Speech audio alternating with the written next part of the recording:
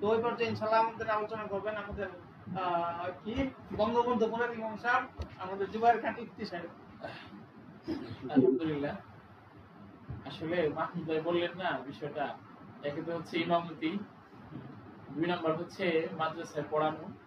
আর পড়ানোর ক্ষেত্রে আমি যে সমস্ত কিতাব পড়াই এখানে মুতালার অনেকটা অংশ আমি কাটাই দিই। বিশেষ করে সহজেও মুতালা করে পড়ানো যায়, চেষ্টা করি যে একটু গভীরভাবে ফতুল কাদির এগুলা টেগুলা দেখে হেদায়েতটা পড়ানো। জালালাইন যখন পড়াই যে শাহসিয়াতুস সাওবি বা আরো যেগুলো আছে এগুলা দেখে পড়াইলে এই জন্য মুতালার বেশিরভাগ অংশটা চলে যায় ওইখানেই। আরেকটা হচ্ছে ওই মাদ্রাসার বোর্ডের দায়িত্বে আছি, তো এই কারণে হচ্ছে ওই যে আঞ্চলিক বোর্ডের এখানে অনেক তো আমি হচ্ছে আগামী 25 তারিখ ইনশাআল্লাহ উমরার সফরে যাব। মাশাআল্লাহ। আল্লাহ তাআলা আরেকবারও নেওয়াইছেন। গত বছর নভেম্বরে গিয়েছি। এখন তো গত বছর নভেম্বরে গিয়ে আমার একটা বিষয়, স্বাভাবিকভাবে আমরা যে ফিকহের কিতাবগুলো পড়ে থাকি এখানে উমরা বা হজের মাসাইলগুলো একদম যে বিস্তারিত ফতোয়ার কিতাবে যেভাবে আছে ওইভাবে নেই। তখন যে অনেক কিছু আওয়ারেজ বিষয়সমূহ যেগুলো মনে হইলো যে আসলে এগুলো জানা থাকলে ভালো হইতো আমার।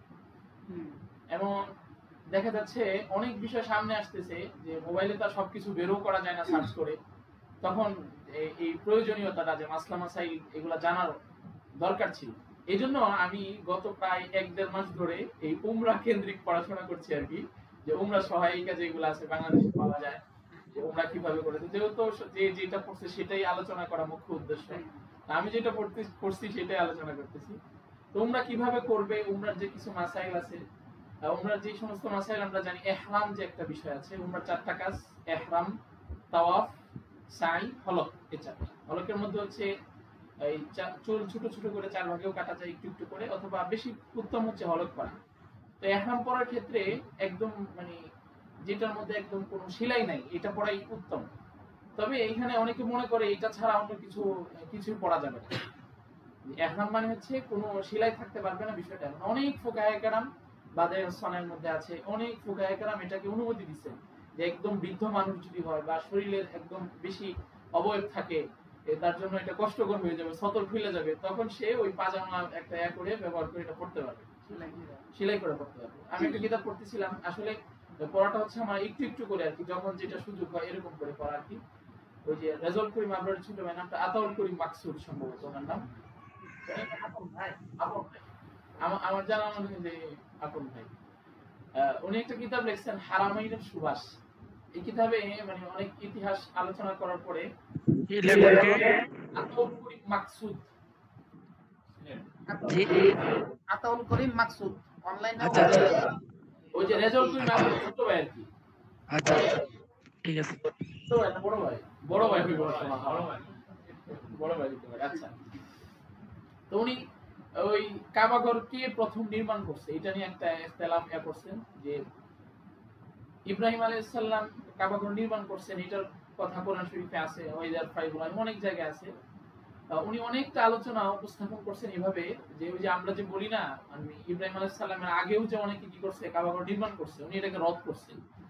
এবং ওই অনেক রিওয়ায়াত উল্লেখ করে অনেক বড় বড় ইমামদের বক্তব্য উল্লেখ করছেন যে এই কথাগুলো আসলে কি কোনো সহিহ পদ্ধতিতে নাই। বাকি আমি আলাদাভাবে মুতালা করছি, এই বিষয়টা আসলে এত স্বতঃসিদ্ধ বিষয় না। অনেকে বলছেন যে ওনারাও কি করছেন 10 বার বা 11 বার কাবা শরীফ নির্মাণ হয়েছে, ফেরেশতারা করছেন, তারপরে হচ্ছে ওই আদম আলাইহিস সালাম করছেন, এটা ইখতিলাফের বিষয় আর কি। তো উনি আবার এই বিষয়টা একটু করছেন। এরপরে হচ্ছে কাবা শরীফের মধ্যে ওই আরো অনেক মাসের, সবগুলো তো আসলে বইও নিয়ে আসি নাই, এবার থাকেও না। ওই যে একটু কয়েকটা মাথায় আসতেছে যে কাবা শরীফের সামনে যে কয়েকটা জায়গায় দোয়া কবুল হয়, একটা হচ্ছে মুলতাজামের সামনে, হাজরে আসওয়াদের সামনে, ইয়ামানি একটা জায়গাকে বলা হয় ইয়ামানি, এই জায়গায়। তো আমাদের এই আবেগের জায়গা থেকে অনেককে দেখা যায় যে কাবা শরীফের যে কোনো জায়গা থেকে যায় দোয়া করে, কাবা শরীফের গেলাফ ধরে। আসলে কিন্তু এটা কোনো মানে মনে হয় না কোনো হাদিসে আছে, উলামায়ে কেরাম নিষেধ করছে। যেই জায়গাগুলোতে বর্ণিত আছে এমনি তো একটা কথা আছে যে হ্যাঁ বাইতুল্লাহর সামনে দোয়া কবুল হয়, এটা কথা, কিন্তু দোয়া কবুলের ব্যাপারে রুকনে ইয়ামানি, হাজরে আসওয়াদ, মুলতাজাম এই জায়গাগুলোর কথা হাদিসে আসছে। এমনি যে কোনো জায়গায় ইয়া করাটা এটা আসলে কোনো হাদিসে পাওয়া যায় না। অনেক উলামায়ে কেরাম বলছেন যে যে কোনো জায়গায় স্পেসিফিক ভাবে যেই জায়গাটা কাবাগুল গেলাফ ধরে দোয়া করা, এই যে 3টা জায়গা আছে এইখানে হাদিসের কথা আছে যে এখানে কি করা, এই এই জায়গাগুলোতে দোয়া করা। আবার অনেকে দেখা যায় জায়নামাজ নিয়ে যায়, জায়নামাজ নিয়ে ওই ইয়া করতে থাকে, ওই যে ধরে কাবা ঘরের ইয়াতে লাগায় এটা আবার বাংলাদেশে নিয়ে আসে, পরে টুপি নিয়ে যায়, টুপিটারে খুইলা এটা কাবা ঘরের সাথে ঘষে। আচ্ছা, এইটাতে আমার একটা মাসলা মনে হয়ে গেল, জমজমের পানির সাথে যদি আমি মিশায় পানি পার এটাকে পারবো কিনা? না, এক্ষেত্রে হচ্ছে যতটুকু জমজম আছে এতটুকু বরকত হবে।